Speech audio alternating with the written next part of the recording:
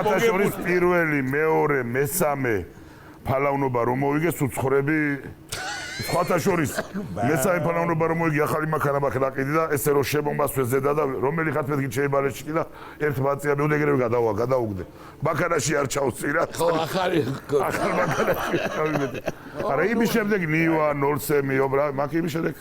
თამაშდებოდა ხო ესე ხო სამი მანქანა მაქვს მოგებული ნივა მოვიგე 03 მოვიგე ოპელ ვექტრა მოვიგე კიდე რა მოვიგე რა ვიცი რაც მანქანები გათამაშდა მაგრამ